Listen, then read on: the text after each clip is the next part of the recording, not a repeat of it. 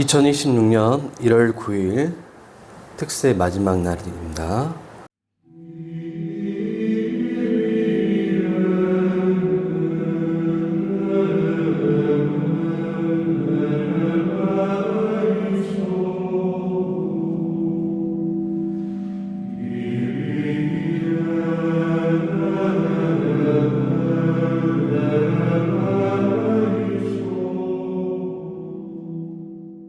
하나님께서 우리에게 주신 말씀은 에베소서 6장입니다. 에베소서 6장.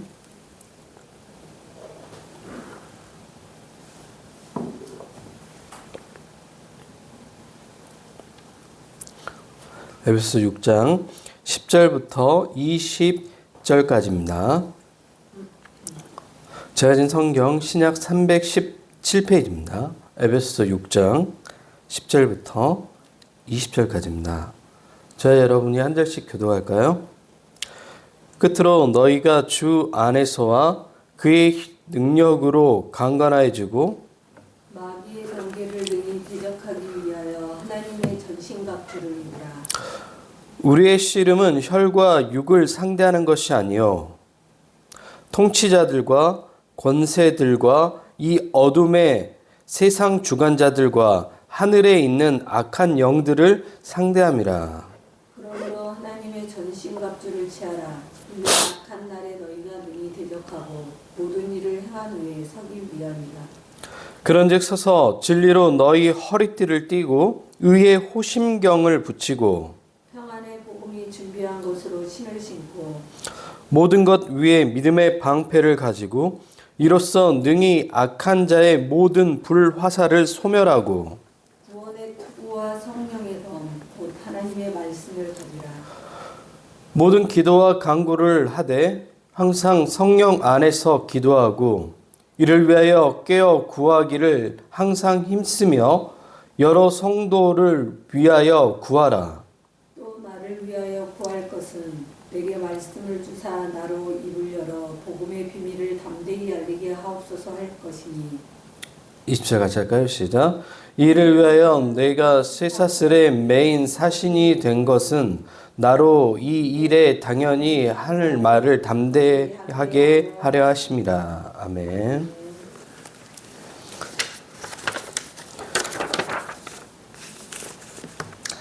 벌써 특세 마지막 시간이 되었습니다. 오늘은 바르게 서기 위해 필요한 것들, 바르게 서기 위해 필요한 것들. 부제가 전신갑주입니다. 로마 군대 복장을 메타포, 그러니까 비유로 사용해서 바울은 오늘 그리스도인이 갖춰야 할 기본적인 도구들이 무엇인지 영적 싸움을 위해 오늘 우리에게 들려주고 있습니다. 에베소서 1장부터 3장 전반부에는 우리가 누구인지에 대해서 끊임없이 바울은 얘기해요. 우리가 하나님의 자녀다. 인간은 죽을 수밖에 없는 존재의 상태에 이르렀다. 아담의 범죄 이후 인간의 영적 상태, 그러니까 우리가 하나님과 관계가 깨어진 상태, 그리고 악한 마귀에게 노출된 상태, 거기에 대해서 부패하기 쉬운 인간임에 대한 그 상태에 대해서 끊임없이 이야기를 해요. 그러나 우리는 하나님의 자녀다. 그래서 우리의 정체성에 대해서 얘기하고 후반부에는 4장부터 해서 6장까지는 우리가 누구인지 알았으면 어떻게 살아야 되죠? 우리가 어떤 존재인지 알면 어떻게 살아야죠? 여기에 대해서 이야기를 성도들의 실생활에 대해서 얘기를 해요. 그리고 오늘 우리가 읽었던 6장이 마지막이고 6장 그 마지막 부분의 전신갑주에 대해서 얘기해요. 로마 군인들이 입었던 그 튼튼한 갑옷처럼 우리도 똑같이 하나님의 그리스도의 군사로서 갑옷을 입어야 된다.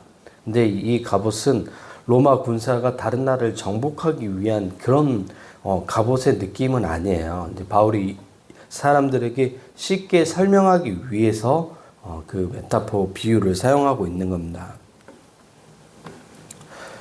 이 모든 장비는 악한 날에 악한 영들을 대적하기 위해서 필요한 것입니다. 하나님의 전신갑주는 신앙생활에 꼭 필요한 것인데, 이게 신앙인들이 갖춰야 될 인식 체계, 아니면 우리가 갖춰야 될 기본적으로 마음의 다짐, 아니면 습관, 이 모든 것들을 다 포함하고 있는 거예요. 그래서 가장 먼저 진리라는 허리띠를 띠어야 된다.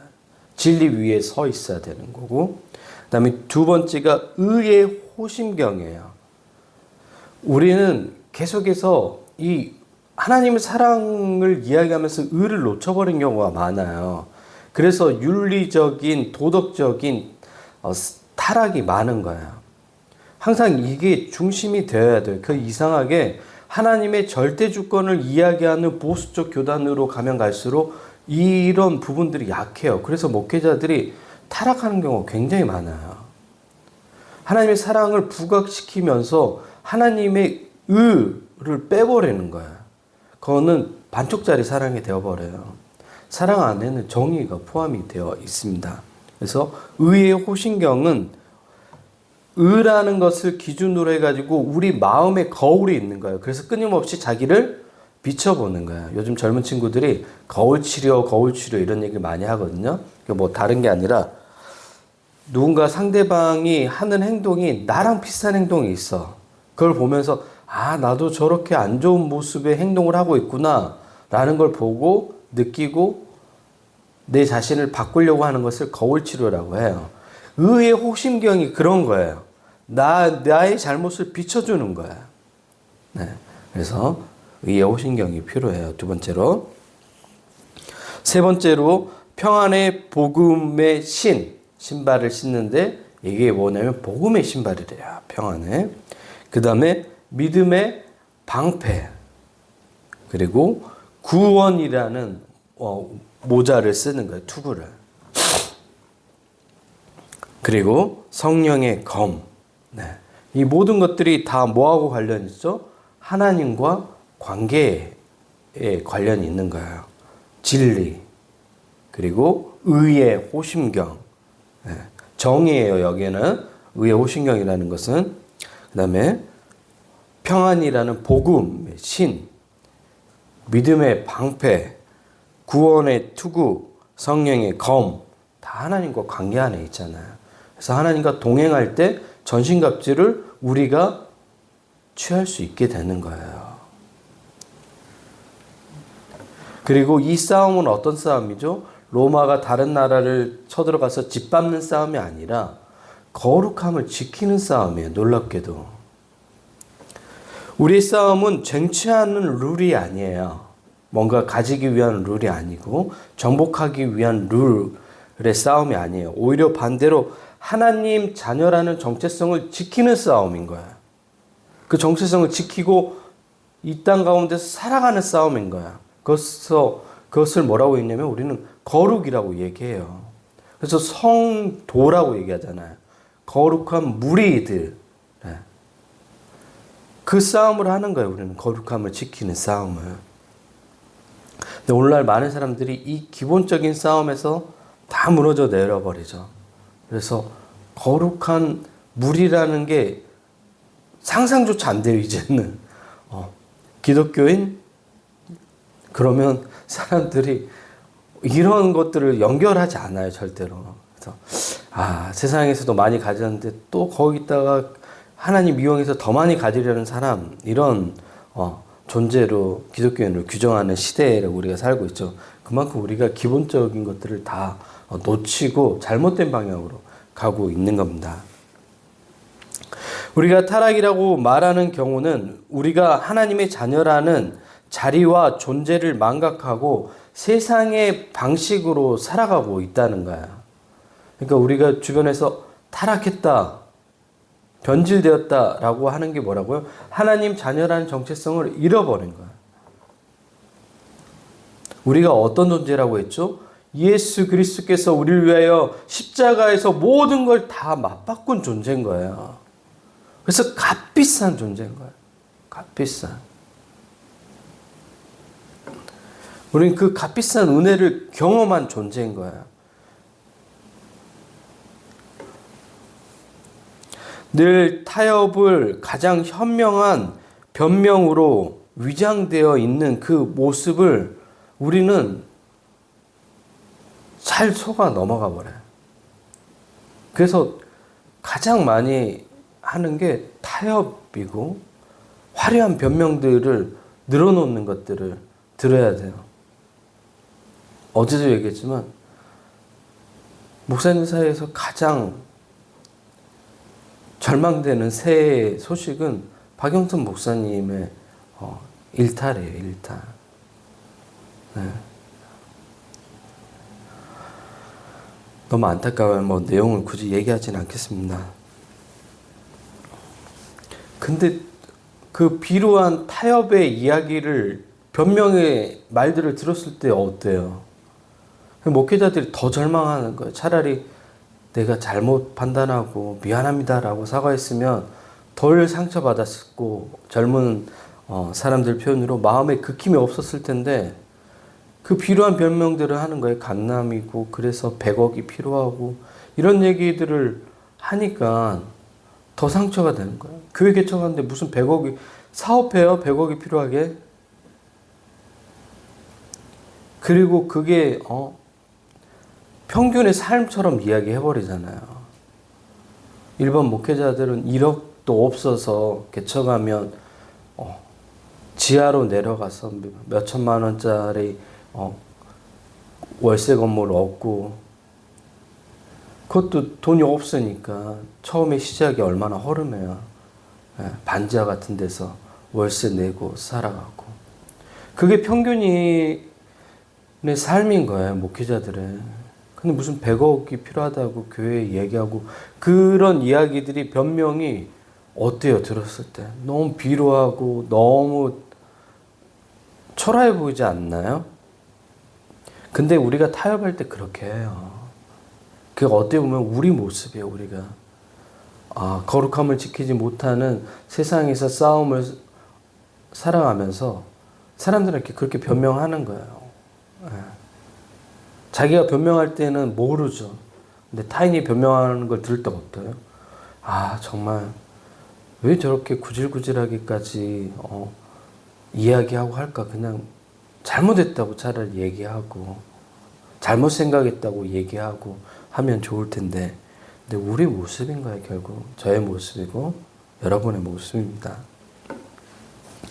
새해의 결심과 함께 많은 것들을 다짐했어요. 이제 2주째가 지나고 있죠. 네. 어때요, 여러분? 굉장히 많은 큰 다짐들을 했을 거 아니에요. 올해는 내가 꼭 이러한 모습들을 이루어 보아야 되겠다. 근데 바뀌었나요? 여러분이 결심하고 나아가는 방향으로 가고 있나요? 작심삼일이 또 되진 않았는데 사람들마다 그 정도의 차이는 있겠지만 잘 안 바뀌었죠. 왜 그럴까요? 습관이에요. 습관. 놀랍게도 습관이에요. 오늘날 우리에게 필요한 것은 영적인 삶을 위해 필요한 것은 습관을 먼저 바꿔야 돼요. 습관을. 자기가 해오던 일상의 루틴, 패턴들을 그대로 답습하면 2025년에 결과값을 똑같이 얻어갈 거예요. 습관을 먼저 바꿔야 돼요. 전에 했던 것보다 더 많이 하셔야 되고 전에 안 했던 것들 무조건 하려고 더 하셔야 돼요. 습관이에요. 습관. 네. 영적인 거룩한 습관들을 만들어갈 때 내 안의 변화들이 조금씩 그 변화의 열매들이 맺혀요. 오랜 신앙생활하고 또 제가 영성에 대한 부분은 공부를 많이 했잖아요. 영성의 대가들을 보면 영적 성장을 위해서 가장 먼저 했던 것은 거룩한 습관들을 계속해서 만들어갔던 거예요. 하나님과 연결되는 것들. 성경도 내가 생각한 것보다 훨씬 많이 읽어버려요. 저도 그랬어요. 그리고 관련된 영적인 독서도 더 많이 해버려요. 기도할 일 있으면 기도도 더 많이 해버리고 그 분야에 대해서 더 많이 하잖아요. 그러면 인풋이 많기 때문에 아웃풋이 훨씬 많아져요. 들어오는 것들이 많기 때문에 내 안에 거기서 자극되고 묵상되고 하는 것들이 훨씬 많아져요. 네. 그래서 거룩한 습관을 들이는 게 좋습니다. 그래서 전신갑주라는 건 다른 게 아니에요. 이 거룩한 습관을 내 안에 갖추는 거예요. 네. 근데 그 습관을 갖추는데 그 기준이 되는 것은 하나님과 관계예요. 다 모두 다 하나님과 관계 안에서만 이루어질 수 있는 하나님의 전신갑주인 거예요. 바울은 그것들을 우리가 갖춰야 된다고 이야기합니다. 무엇을 위해서요? 거룩한 영적 싸움을 하기 위해서, 성도로 살아가기 위해서 이런 것들이 우리 안에 기본적으로 갖추어져야지 이 어두운 세력과 싸움에서 승리할 수 있다고 얘기합니다. 그리고 우리에게 이렇게 다음과 같이 축복합니다. 우리 주 예수 그리스도를 변함없이 사랑하는 모든 자에게 은혜가 있을지어다. 예수님을 변함없이 사랑하는 여러분 삶 가운데 하나님에게 은혜가 있을 겁니다. 저 이 문장을 읽는데 위로가 되더라고요. 연초부터 존경받았던 목사님의 일탈의 소식을 듣고 막 절망하고 하는 사람들의 또 이야기를 듣고 기독교 안에서 좋은 소식이 들려오는 게 없어요. 네. 근데 이 바울의 이 말이 너무 위로되는 거예요.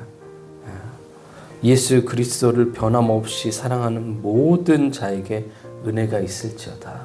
여러분에게 은혜가 있을 겁니다. 같이 기도하겠습니다.